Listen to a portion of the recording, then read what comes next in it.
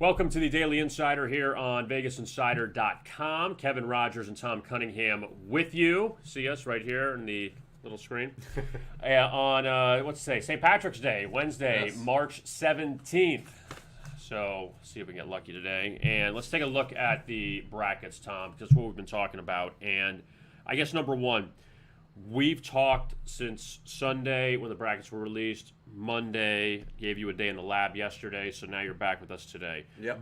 Have you noticed anything different? Has there been a change in opinion from you from Sunday to today before you fill out your bracket? Well, one of the things that I went through were the efficiency ratios, which is typically your national champion will come anywhere between the first and maybe the 25th best ratios in terms of efficiency on offense and defense. So I went through all those numbers. The number one team in this tournament is Houston, number two Gonzaga. So there's a lot of conviction in those two teams with the efficiency ratios that they have.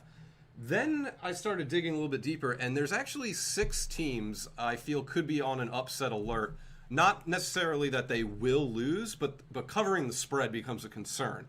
Of those 6 teams I have on upset alert, one I'm actually picking as an upset. So I'll start with that one. That's Winthrop over Villanova. And I think we all know Villanova is struggling. They struggle away from home. They're dealing with an injury to Colin Gillespie. Winthrop, they have the, 1, 2, 3, 4, 5, 6, 7, 8, 9. They have the 10th best efficiency rating in this tournament. And this is a team who has been to the NCAA Tournament. This will now be their 12th time. So they're not strangers to this event. And so I really think Winthrop is a good upset pick. Other teams that are on upset alert, but I do not have the conviction to actually take the upset. That includes Colgate and Arkansas, because Colgate has, 1, 2, 3, 4, 5, 6, 7, has the 8th best efficiency rating in the country. And as we all know, they average over 80 points a game on offense. Another team that might be on upset alert is a huge favorite amongst many people, and that's Cade Cunningham and the Oklahoma State Cowboys. And I've been on record for saying I don't like Liberty, and I still don't. But Liberty has the 4th best efficiency rating in this entire tournament. When you look at Liberty's, their offensive efficiency rating, it's 6th best in the nation. Their defensive efficiency rating is 23rd in the nation. That's very, very good. Now, again, the lackluster schedule may have something to do with that, but Liberty did beat Mississippi State in 2019 in this same tournament. So, again, they have some experience as well. Not really, it wouldn't be uncharted water for Liberty going into this game. And so there's a concern there with Oklahoma State. Texas might be on upset alert as well. Abilene Christian, they have a staggering efficiency rating. They're the best defensive efficiency team in the country. They're number 1. And so I think Texas does need to be a little bit concerned, especially if their shots aren't falling. Abilene Christian has a very good defense. Their offensive efficiency is only 79th, but when you consider the fact there's 347 schools, that's not that bad. So Abilene Christian, just keep an eye on them. Again, these are not upsets I'm picking other than Winthrop. Then Iowa Grand Canyon. I found this very interesting. Grand Canyon, they have the 5th best efficiency ratio in this entire tournament. And the only teams that are better than them are Loyola, Chicago, Liberty, Gonzaga, and Houston. I don't want to say Grand Canyon is going to win because that would just be crazy because it's a 15-2 matchup. But Iowa could be out by round 2 or the Sweet 16, so I don't think the Hawkeyes go very far. And then finally, the last one is Creighton. Santa Barbara, this is kind of amazing. They have the 6th best efficiency ratio in the country, only behind who we just mentioned, Grand Canyon, Liberty, Loyola, Chicago, Gonzaga, and Houston. They play great defense, Santa Barbara. Looking at, where are they? I got my sheet here. Santa Barbara, they have the 17th most efficient offense and the 21st most efficient defense. Creighton, as we know, loves to shoot.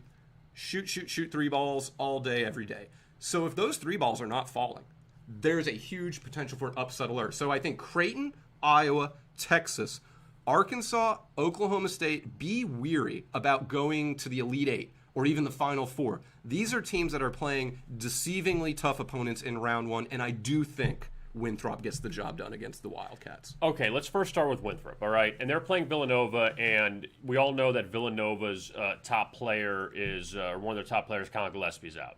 Right. Now, Winthrop out of the Big South, all right? Now, you look here on our team page, and you see the opponents that they play, all right? Nobody's really that intimidating out of the Big South.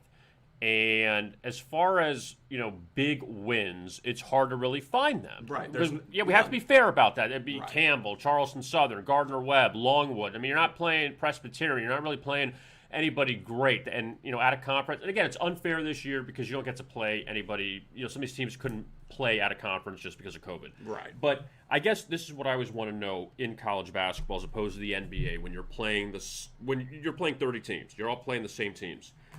How do you judge it when all these teams don't have common opponents and you say UCSB is in the Big West and they're playing this team and that team, but their ratings are this good, but they haven't proven it against anybody? So the likes of UCSB, Colgate, Winthrop, they haven't proven it against any of the big boys. Right. I think there's a few factors to determine here. Is one, how many times has this team been to the tournament before? Winthrop, this will be their 12th, so this is nothing new to them.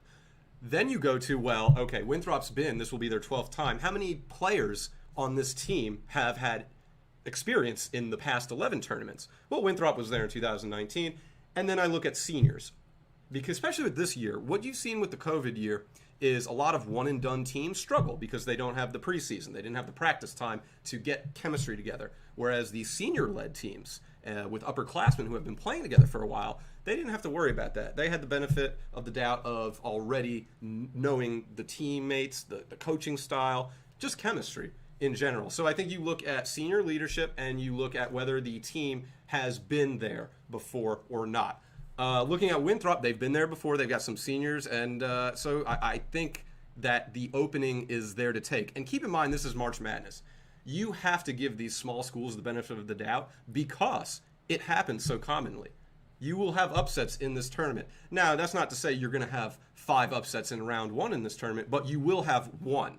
And finding that one is very difficult to do, but you can do it with efficiency ratios and some of the other stuff we talked about. What about the lack of travel? That everyone's going to Indiana. It's like a bubble, like we've seen in the NBA and the NHL, that they're kind of stuck there. And granted, it's one and done, so you lose, you go home. Right.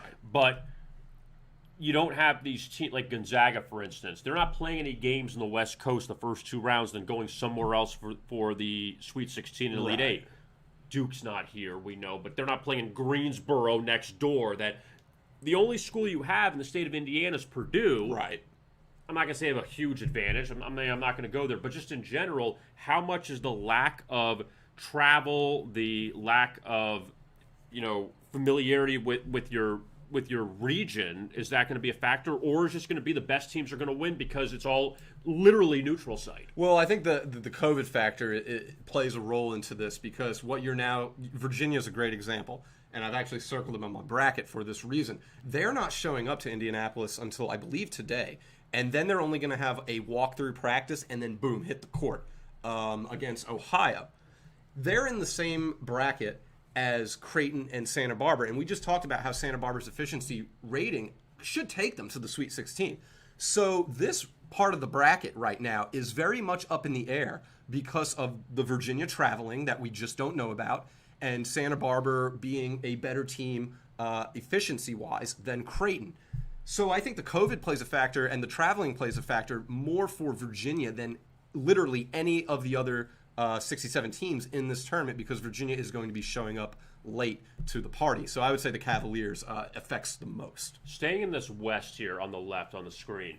All right, I want to go through these teams with you. Yeah. Oklahoma, Missouri, Creighton, Virginia, Kansas, Oregon, VCU, Iowa. There's a reason why I picked those teams out. None of them won their conference tournament, okay? Creighton got destroyed by Georgetown in the Big East Championship. Iowa ends up losing in the Big Ten tournament. VCU got to the A-10 final against St. Bonaventure. Oregon lost to Oregon State. Kansas and Virginia had COVID issues.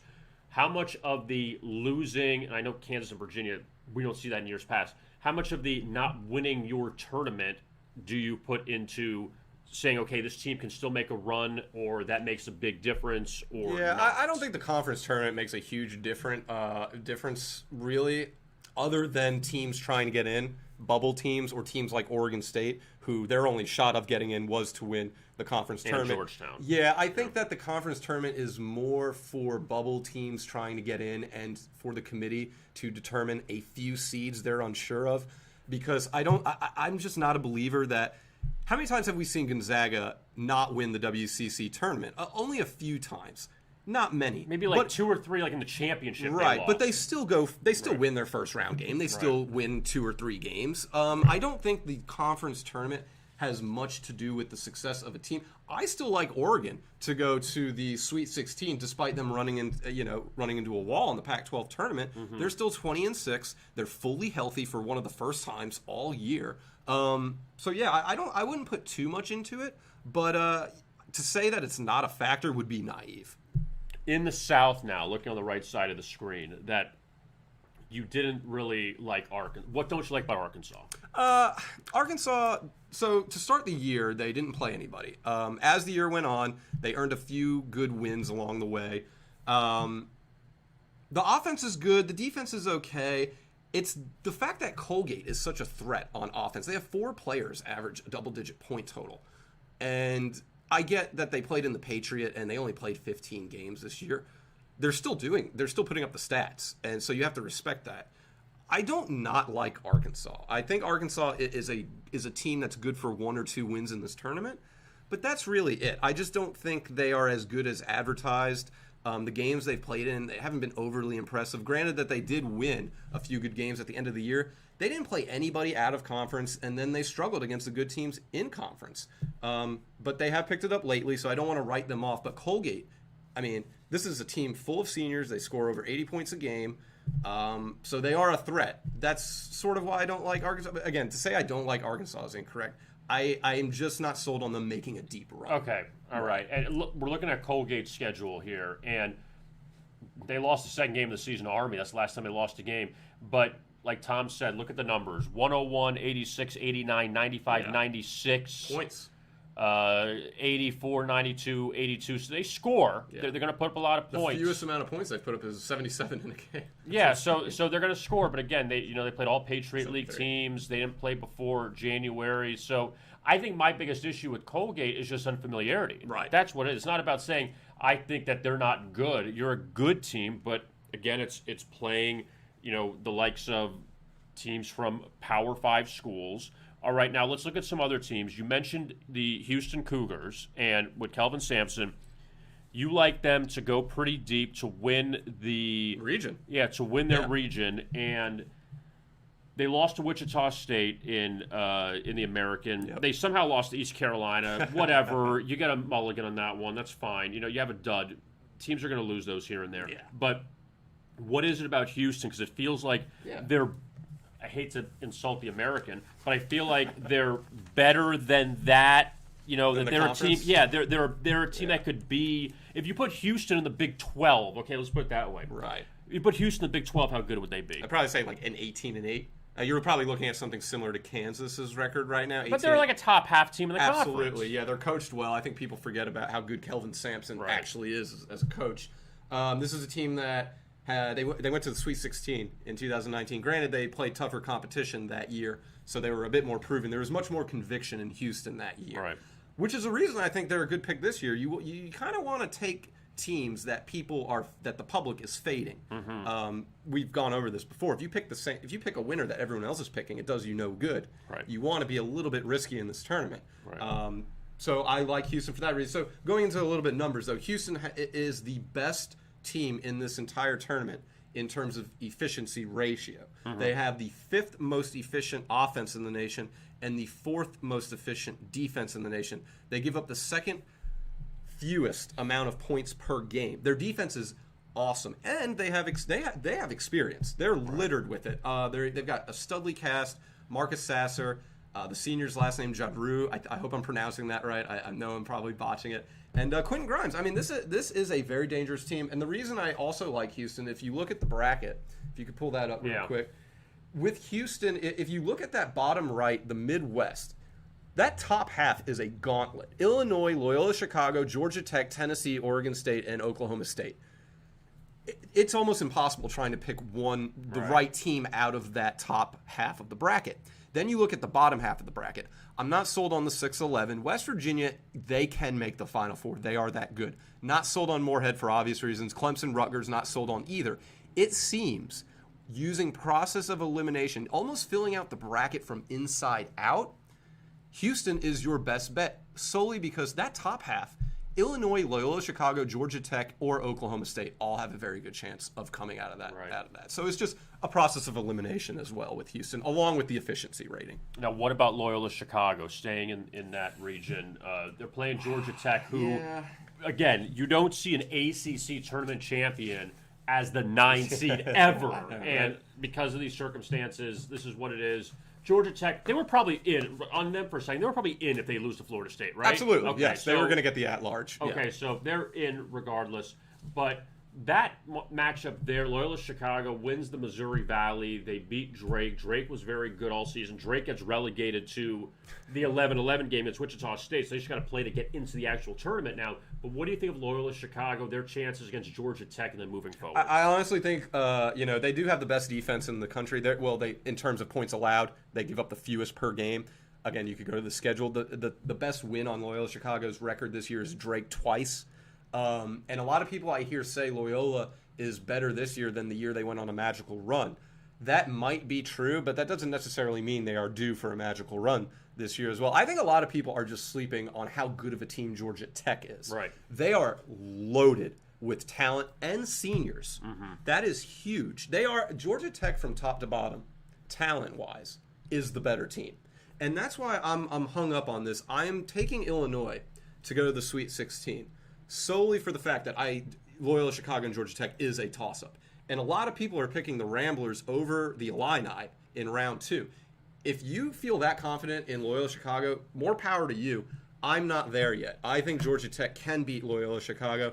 And quite frankly, I haven't picked a winner of that game, although I do have Illinois moving on solely because Loyola and Georgia Tech is a toss-up, despite what the public opinion is. So Georgia Tech, just looking at them really quick, what's funny about this team is look at this beginning. Losing to Georgia State and Mercer at home. Two teams, though, that were pretty good in their conferences. Mercer and went Georgia to the State. Southern Conference Championship. They were tied with 2 minutes to go with UNC Greensboro in the Southern Conference Championship. They lose to Georgia State here, and that was like a double or triple overtime game. Yeah. So you're 0-2. All right, you're not very good, whatever. But then they beat Kentucky, and then we didn't realize Kentucky wasn't as good. Right. Okay, they beat Nebraska in the ACC Big Ten Challenge, and that was a game was kind of close, and they pulled away. Yeah. But fast forwarding, they beat Carolina at home. They beat Clemson at home. They beat FSU at home. Yep. They have good wins. But if you keep going down, Virginia Tech on the road. Okay, fine. I'll say find me the wins away from Atlanta. Yep. Losing by 2 to Virginia, losing by 7 to Duke. FSU again in the tournament. Right. I mean, Georgia Tech, their biggest issue was, though, if you scroll to start the year, they couldn't play defense. Right. And now Alvarado, he had 4 turnovers. He had 4 steals against FSU. FSU had 23 turnovers in that. Right. That's an insane number. So the defense has gotten better, and the offense hasn't gone anywhere. You look through these scores, look at the point totals they're putting up. They can score. And so it should be interesting. It's going to be Georgia Tech's high-powered offense against Loyola Chicago's number 1 ranked defense in terms of points allowed per game. I want to go back to something else you talked about. It was with Winthrop, and let's go back to the bracket here. Yeah. Okay, is it as easy with Villanova to say, with Gillespie out, that they lose a low-scoring game to Providence? They were actually down big in that game and came back and tied it, and then they end up losing. And then lose to Georgetown in the opening round. Are you playing on Winthrop, or are you playing against Villanova? It's both.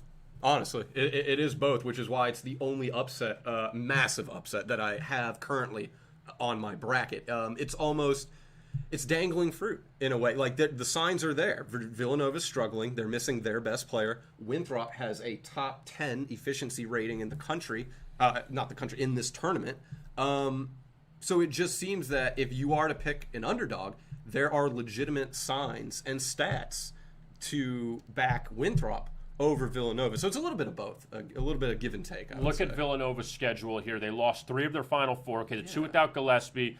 The Butler loss, I mean, that was a noon Sunday game, and they just got throttled by Butler. Look at that. Their last 4 games on the road, they lost them all. St. John's, Creighton, Butler, Providence. Right, and even at St. John's laying 9.5, laying 12 against Butler. So now you're laying 5.5 against Winthrop.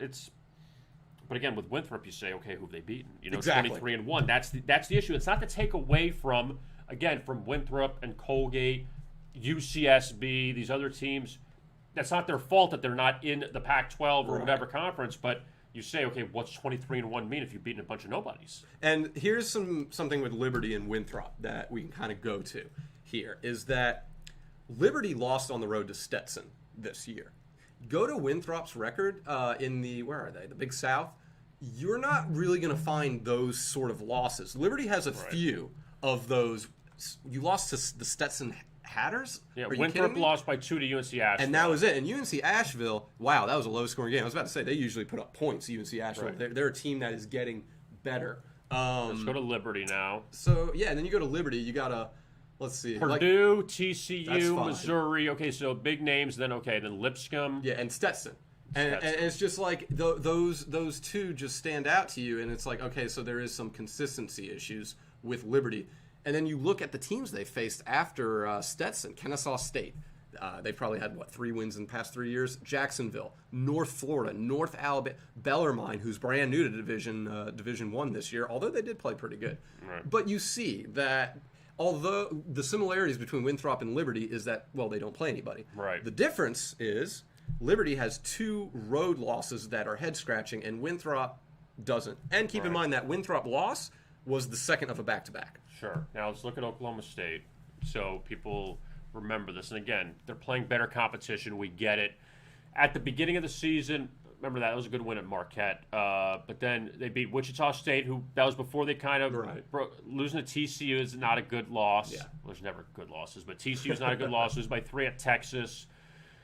1 at Texas Tech, lost a close one to West Virginia. I mean, this one to Baylor, if I'm not mistaken, that's the only, twice to Baylor, the only blowout losses you can say, because the rest, losing by 3 to TCU, losing by 12 to Kansas.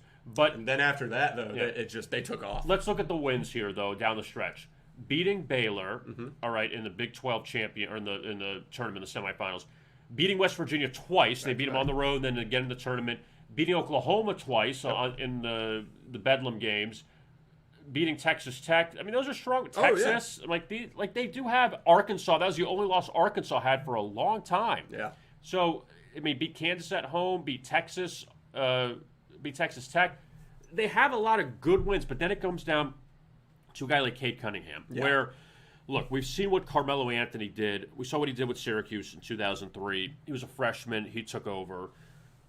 What this Oklahoma State team, depending on what he can do, how much confidence is that, and the pressure on him to take this Oklahoma State team far, who was thought not to be in the tournament because of their sanctions, they got in, about how far they can go. Yeah, honestly, I don't think there's a ton of pressure, which is weird because they have all the momentum and the star player in Cade Cunningham, and the thought would be, okay, how far can Cade take this team? But it just doesn't feel like that this year. I think a lot of it is because the undefeated 26-0 Gonzaga Bulldogs are taking much of those pressured headlines where, okay, Mark Few, can he get the national championship? Can Gonzaga go undefeated? I would honestly say Gonzaga has way more pressure than Oklahoma State or Cade Cunningham do. If Oklahoma State, they're playing almost with some house money being seeded 4, which, by the way, is completely underseeded. I would say between Oregon and Oklahoma State, those are the 2 most underseeded teams in this tournament. Oklahoma State could be a 2 or a 3 seed. They're that good. Right.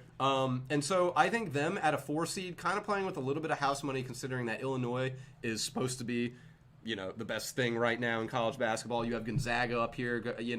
There's so many other pressurized storylines in this tournament that I think Cade Cunningham and Oklahoma State, it almost falls to the side in a way. Even though people are talking about it, it doesn't seem like it's this okay, if Cade Cunningham doesn't get past, round 1 or 2, is that going to be a bust? Is he going to be a bust? I think people are just really loving what he's thrown out there, and that helps with being with little to no pressure in this tournament. I'm looking at your bracket, and there's one team you didn't highlight, but I find it kind of interesting, is BYU. Oh, okay, we're talking about Gonzaga in the WCC, and again, it's Gonzaga and everyone else. BYU is still a pretty good team out of the WCC. Yeah. They're a 6 seed. They don't know who they're playing yet. It's either Michigan State or UCLA. We'll talk more about that game tomorrow. because the first four is tomorrow, so we'll break down those 4 games tomorrow. We want to do more of a general bracket thing today. Yeah. But BYU, you like them to get past that first game, either Michigan State or UCLA, and then get past Texas, because you don't really have a lot of faith in Texas to make it to at least the Sweet 16. Yeah, well, Texas does not do well historically in this tournament. There's just a lack of conviction there. If there was ever a coach, though, to break that trend, I think Shaka Smart would be one of the better coaches. Been in the because Final he's done Four. it before. Yeah. Exactly. Yeah. So the reason I like BYU, if you look at these efficiency ratings I have here, they have to play UCLA or Michigan State in round 1. It doesn't matter which one, but both teams are awful with efficiency ratings. Michigan State has the worst efficiency ratio of any team in this entire tournament. They're the only team with a ratio above 200. The only team. After that, it's Cleveland State at 186. Okay? UCLA is 136. So these two teams are in the bottom 10 of the least efficient teams in this entire tournament. So I give BYU the benefit of the doubt for round 1. Then we've talked about Abilene Christian's defense and how good of an efficiency ratio they have in this tournament. And then how bad Texas does historically in this tournament. I'm going with BYU solely because I think Texas might be on upset alert in round 1. So I'm playing the odds. I can afford a BYU loss in my bracket in the Sweet 16. Texas, on the other, I know some people that have Texas going to the Final Four. I know people that have Texas going to the Elite 8. I don't want multiple red lines on my bracket. I want as few as I can. So that's why I'm going with BYU, because Texas seems to be more on an upset alert rather than BYU, despite the fact that BYU will be playing more well-known teams than Abilene Christian. Since mid-December, we're looking at BYU's schedule. They've lost to Gonzaga, Pepperdine, Gonzaga. So one loss to Pepperdine, and then the 3 other losses to the best team, only undefeated team in the country since mid-December, losing to a pretty decent Boise State team here, and that's it. So really, you have 5 losses, 3 of them to the number 1 team in the country. Yeah, and they did get creamed by USC at the beginning of the year as well, but they do have a good win against Utah State and San Diego State. That was in San Diego State. I actually remember watching that game because the BYU coach was so amped. He said that San Diego State's not going to lose another home game this year. I don't know if that ended up being true or not, but, he was right that this is a good defensive team on the road. They went and took care. They beat San Diego State by 10 points. That's after San Diego State beat UCLA at home early in the year, too. So there is conviction with BYU. They can shoot the ball, too, and they have size. So I like BYU just as a team, but then when you dive into the numbers a little bit more, they should get by Michigan State or UCLA. Then it becomes, can Abilene Christian pull off the upset? Even if you don't think they can, BYU has a good chance to get by Texas. A lot of information there, definitely a lot of information. Tomorrow we'll look at the first 4 games. Norfolk State, App State, Wichita State, Drake, Mount St. Mary's, Texas Southern, and then Michigan State, UCLA. I'm still torn on that game. UCLA is a better team. I'm kind of with you on that. And my issue with UCLA was that they really didn't beat a lot of good teams this year. But, they haven't. But Michigan State, I feel like they caught lightning in a bottle a few times towards the end of the season. They played desperate. But it's just Izzo. Like, everyone's going to the Izzo thing, but really, if you're not that talented, who cares? Yeah, Michigan State just played desperation ball at the end of the year. So I think that helped. Joshua Langford, the emotional leadership that guy inspired is just off the charts and goes completely under the radar when people are talking about how good Michigan State finished the year. Langford's almost not mentioned at all. And he should be more than Izzo, if anything.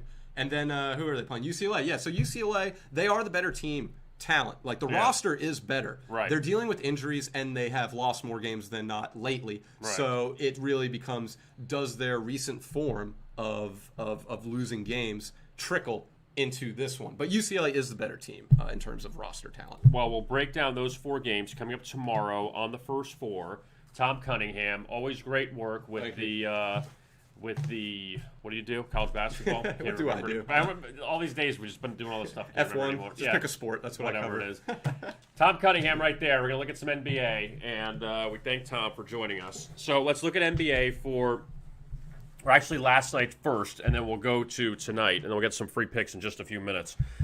So looking at last night in the NBA, you had, first with the Jazz, they were down big early to the Celtics. They were down 11. They win 117-109 over the Boston Celtics. And they dropped 40 in the fourth quarter. And pretty much a win that Utah needed desperately because they were coming off a bad loss to Golden State on the road, and they go to Boston, a team that had been playing very well at home, winning 5 straight on their home court at TD Garden, and finally breaking through. So Utah with a big win last night on the road. Chicago dominates Oklahoma City by 21, 123 to 102. Also another favorite victory with Atlanta over Houston, and the Rockets continue to struggle. So, I mean, the Rockets are going to be getting almost 10 points at home. It feels like every single game. But Atlanta actually, they had to play down towards the end, 26-15. How about that total? It barely goes over 225.5. I saw 225.5, 226. 41 points in the fourth. You really had to sweat that one out to get the over. The Heat dominate the Cavs, 113-98. So the favorites go 7-0 last night, but 5-2 against the spread because the Sixers don't cover against the Knicks. And you see 26-14 in the fourth quarter as the Knicks cover for a second straight night against a quality Atlantic Division team, losing to Brooklyn the night before, losing to Philadelphia last night. But the Knicks couldn't squeeze that one out. Portland needed a massive comeback to beat New Orleans, 125-124. The Blazers were down 17 with 6 minutes left. Damian Lillard carried the Blazers. CJ McCollum was finally back. Lillard hit 2 free throws at the end. They don't cover, though. They were laying 2. They closed at 2, scored 43 in the fourth, and they just can't cover, but they get the win. And the Lakers end up beating the Timberwolves. Look at that, 80 points in the second quarter. That's insane. So that one goes over the total. When you get 3/4 of, we get 2 of over 60 and the 1 of 80, you should be able to get an over. So that is the look at NBA from last night. Now let's take a look at tonight's NBA. And Milwaukee and Philadelphia. Obviously, Joel Embiid's still out for the Sixers, but the Bucks laying 5.5 on the road, and Philadelphia coming in with no rest off the victory against the Knicks last night. Brooklyn, a 3-point favorite at Indiana.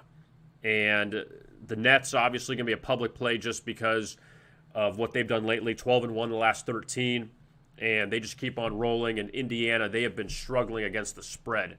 If you look at their numbers really quick, that Indiana, look at this, since February 24th, 1-8 against the spread for the Pacers, and they had a really good win at Phoenix, but they hung in these 2 games against the Lakers and Nuggets, but they just couldn't get over the hump in either one of those. Toronto's at Detroit. Raptors still ravaged by COVID issues. They're laying 4.5 on the road, and Toronto, you see what they've done of late. 5 straight losses, 2-3 against the spread. Should have won this Atlanta game that they blew late, but it's been bad news for Nick Nurse, and this is the only win they have is beating Houston. That's not very good.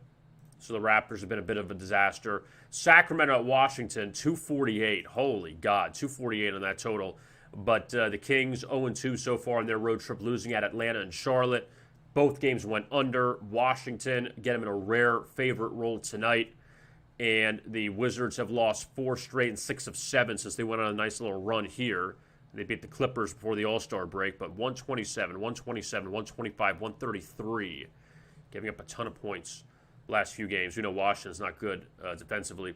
Golden State laying 12 at Houston, and we know all about the Rockets. We keep talking about them on the live stream. 2, 4, 6, 8, 10, 12, 14, 16, 17 straight. They've lost 17 consecutive games, the Houston Rockets. And Detroit, OKC, those are your 2 next shots at a win maybe. If not, you could lose 20-something in a row. Very, very possible. But also Golden State's not playing well, so I don't know if you trust them laying 12 on the road. Boston, 8-point favorite at Cleveland. Cavs were blown out by the Heat last night, and the Celtics lost at home to the Jazz. Boston beat Cleveland 141-103 last time they faced off in late January. Bulls, 1.5-point favorites against the Spurs tonight. Chicago off the win over Oklahoma City last night. San Antonio bounced back after the Philadelphia loss, and they won at Detroit. But now let's see what the Spurs can do off a win recently. 0-1, 0-2, 0-3, 0-4. And the last few losses, not very good. Losing to Oklahoma City, Brooklyn, losing to Oklahoma City twice, and that span off a win. Heat and Grizzlies tonight in Memphis. And Memphis, they come in losers of 3 in a row.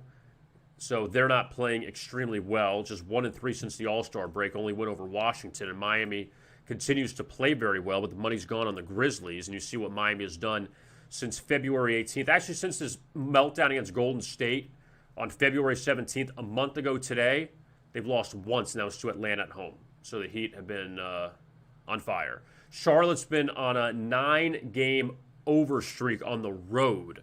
This homestand, they went 0-3, or 3-0 to the under, I should say. And before that, on the road, 6 straight overs before the All-Star break, 7 with Memphis, 8 Miami, 9 Orlando. So 9 consecutive overs for the Hornets. They get the Nuggets and Lakers on a back-to-back coming up. And then Clippers and Dallas. Here's an interesting number here. Clippers beat Dallas the other night, 109-99. Clippers have lost 5 straight off a win. 0-1, 0-2, 0-3, 0-4, 0-5. So 5 straight losses off a win for the Clippers.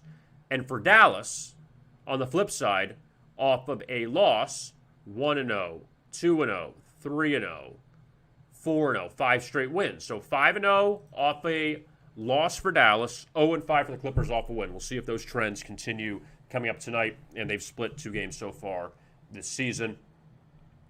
Now let's give out some free picks. First for the NBA. All right, and we're going to go with our friend Michael Roberts. I believe that's who I wrote down. Yes, we will. All right, so here are our daily picks. And if you don't know about these, I will tell you about them. Daily picks, $29.95 per expert.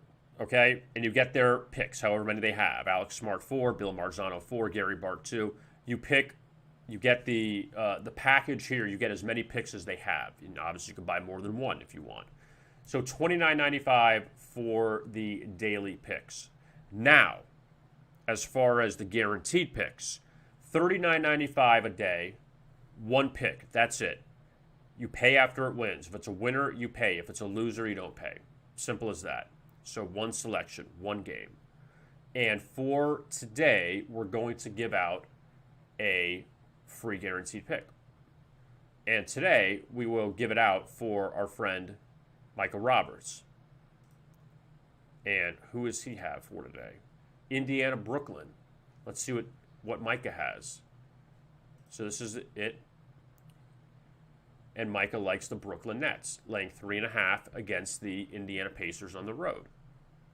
So here's Micah's selection. Here's his analysis. That's what he likes for his pick in the NBA. The Brooklyn Nets laying 3.5 against the Indiana Pacers on the road. So when you purchase the guaranteed pick, this is what you get. And today, for watching the live stream, you get it for free. Simple as that. Now let's look at the NHL free pick for the day.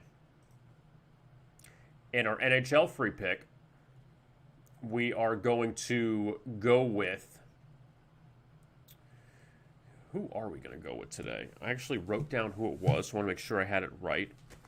Yes, I do know who I'm going with. Okay. That's why I write things down. $34.95, we're going to get it for free. We're going to go with Gary Bart. Gary Bart has the Winnipeg-Montreal winner in the NHL. Let's take a look at Gary Bart.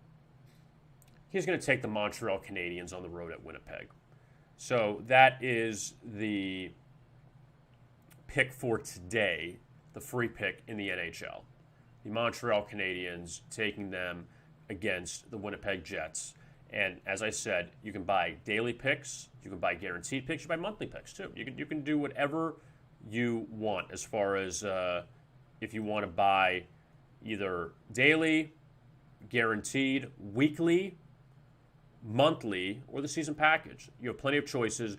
Go to the buy picks page right here. See under NHL buy picks, under NBA buy picks, under college basketball buy picks, because believe me, plenty of picks for Thursday, Friday, Saturday, Sunday, Monday. There's even a couple NIT games tonight in college basketball. You have 2 of them. Toledo and Richmond and St. Mary's in Western Kentucky. Those are the 2 NIT games in college basketball tonight. Those games being played down in Texas. So they are not in Richmond or at St. Mary's. They're in Texas, all neutral site games, obviously for COVID. So those are the 2 games tonight in the NIT, and the NIT is going to have a few games every single night. So in case you want something else to bet on besides the NCAA tournament, you have the NIT. So good luck with that. So that is our look at today's action. My thanks to Thom Cunningham for joining us. He'll be back on with us tomorrow, and we will look at the first 4 games, including Drake, Wichita State, UCLA, Michigan State, and the 2 16 seed games. So we'll have all of that, more NBA, and more free picks to give out. And again, we appreciate you hopping on and watching the Daily Insider. In case you miss it, we will have a replay of it on the homepage on VegasInsider.com and also on our YouTube channel at Vegas Insider, so you can find it just in case you came in late or you wanted to hear more about the brackets. You can check it out. So if you don't see it live at 1, don't worry. You can catch a replay later on. We'll be back with you tomorrow at 1 o'clock Eastern for our Daily Insider right here on VegasInsider.com.